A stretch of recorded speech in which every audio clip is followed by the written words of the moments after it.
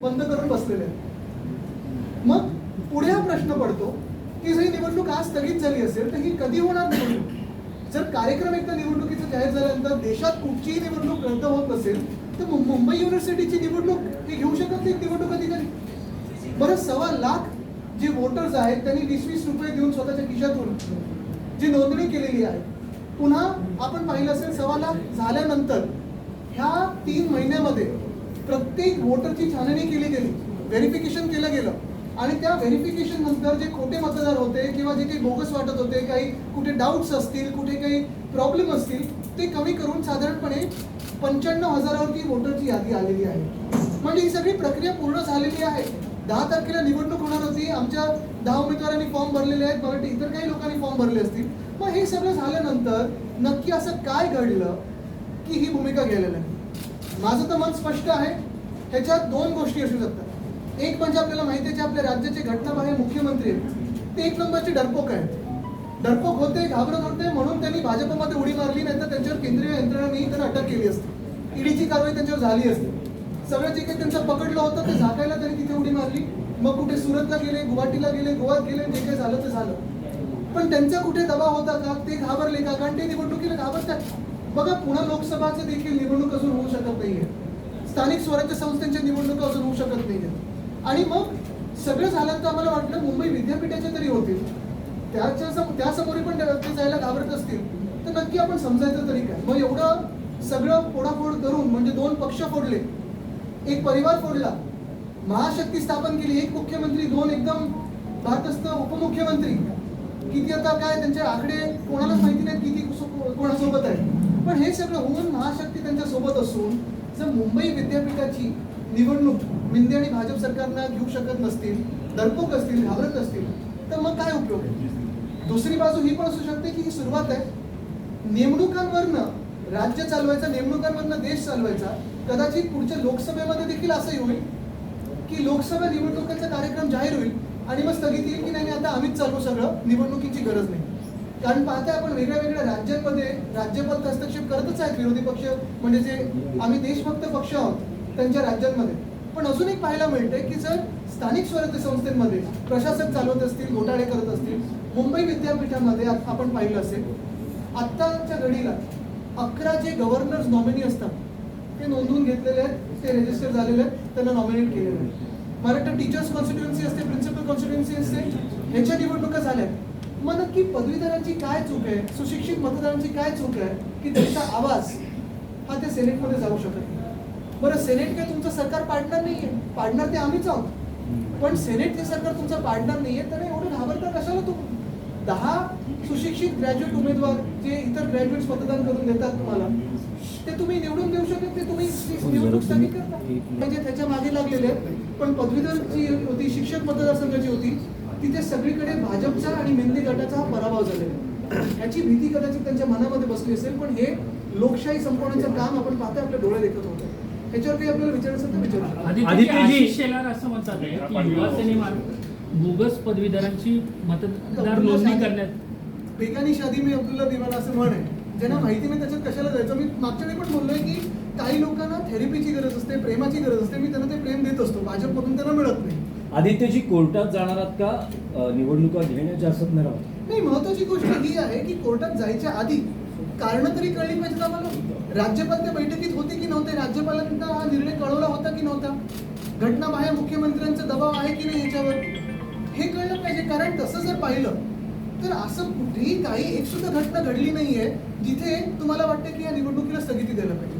बरं, छाननी तर झाली आहे ना 3 महिने. मग तुम्ही त्या रजिस्टर आणि त्या जे निवडणूक अधिकारी त्यांना काही चौकशी करणार का, त्यांची अटक करणार का की बोगस मतदार नोंदवून घेतलं?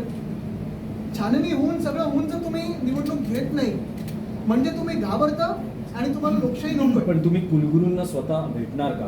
यामागचं कारण काय हे तर जाणून घ्यावं. मी भेटणार नाही. आमच्यात त्या सेनेटर्स तिथे गेलेले आहेत जे 10 वर्ष काम करत आहेत. आमची युवा सेनेची पण मंडळी तिथे जाणार आहे. त्यांना एकदम शांततेत आम्ही विचारणार की काय कारण हे तर विचारणार आहोत आणि जनतेसमोर येऊ द्या. पण हे जनतेला कळलंय की मिंदे आणि भाजप सरकार हे निवडणुकीला घाबरतं. कारण त्यांना आता मॅन्डेट मिळणार नाही, ना लोकसभेत मिळणार ना मुंबई युनिव्हर्सिटीच्या सेनेटमध्ये. नाही, पण कारण स्पष्ट झालं तर त्यानंतर तरी कोर्टात जाण्याचा तुमचा पर्याय स्पष्ट झालं तर सरकारने पुढे पावलं उचलली पाहिजे. मुंबई विद्यापीठाचे अधिकारी असतील, कुलगुरू असतील, उचलत नाहीयेत, स्पष्टीकरण देत नाहीयेत. फक्त एक ओळ आहे की शासनाचं पत्रक मिळालं आणि मग हे केलं. सरकार आपल्या दारी निवडणूक घ्यायला घाबरी. नाही पण काय दबाव आहे त्याच्यामुळे उत्तर देत नाहीये. आता हे आपल्याला माहिती कसं चाललंय यंत्रणा सगळीकडची. कदाचित त्यांच्यावर धाड पडली असती जर निवडणुका घेतल्या असतात. बिना किसी जानकारी के अचानक से चुनाव रद्द कर दिए गए, क्या वजह रही कि आप लोगों ने संपर्क करने की कोशिश की? आप लोगों की कितनी तैयारी थी, क्या लगता है? तैयारी तो जीत की होती है. यही अनुमान लगाते हैं कि ज्यादा से ज्यादा सीटें जीत के आए.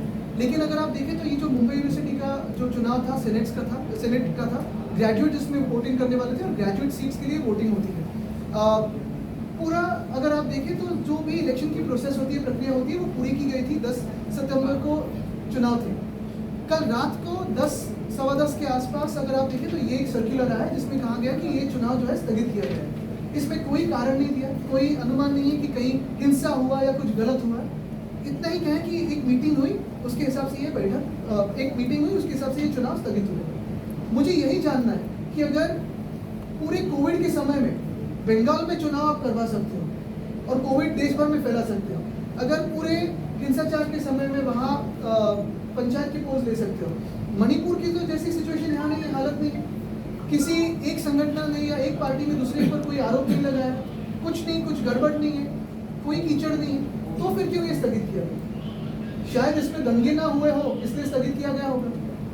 अनेक लोकांचा हिरमोड झालेला आहे.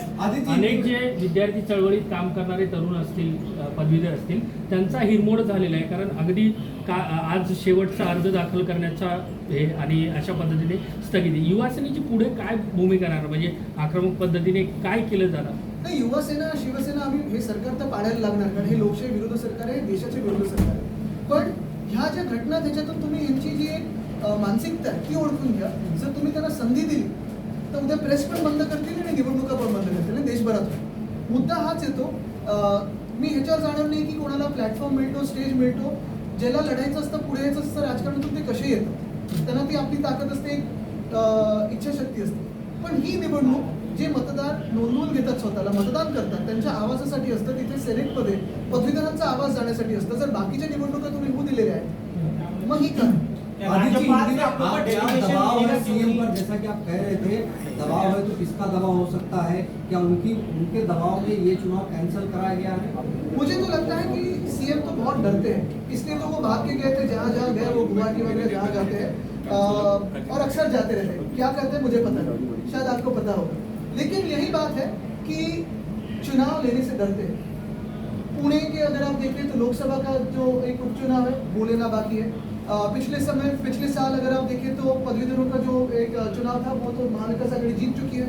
और ये मुंबई यूनिवर्सिटी का जो चुनाव होता है, जब आपने भी मुझे पूछा पिछले हफ्ते में, आप पूछ रहे थे कि ये खिलाफ वो होगा क्या, कैसी होगी रणनीति, मैं आपसे सबसे कह रहा था कि ये हाइप करने की बात नहीं है.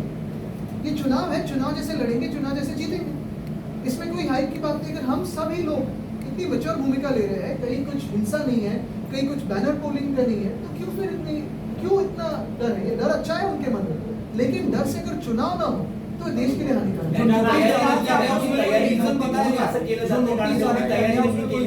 आता काय तयारी त्यांची तयारी ते सांगतात. आता कदाचित आम्हाला सांगतील याच्यापेक्षा मोठ्या निवडणूक आम्ही घेऊ.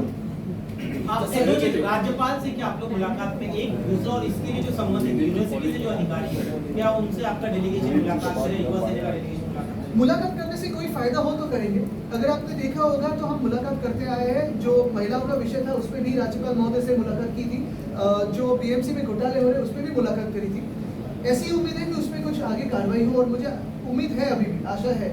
इस विषय पे हमारे डेलीगेशन अभी जाने वाले यूनिवर्सिटी में, ऑफकोर्स जो सारे फॉर्म सबमिट होने थे वो तो हुए, लेकिन उसके आगे जाके ये तो पता होना चाहिए कि इसका कारण क्या है, मूलभूत कारण क्या है, ये भूमिका क्यों ली गई और अचानक से ये जो चुनाव था वो क्यों स्थगित किया गया. आपने कहा मुख्यमंत्री डरपोक है, इसी आगे कि उनके विधायक कह रहे कि सीएम अपने दम पर मुख्यमंत्री बने नहीं है, ब्लैकमेल करके विधायक मंत्री बने, उस पर आपने क्या कहना?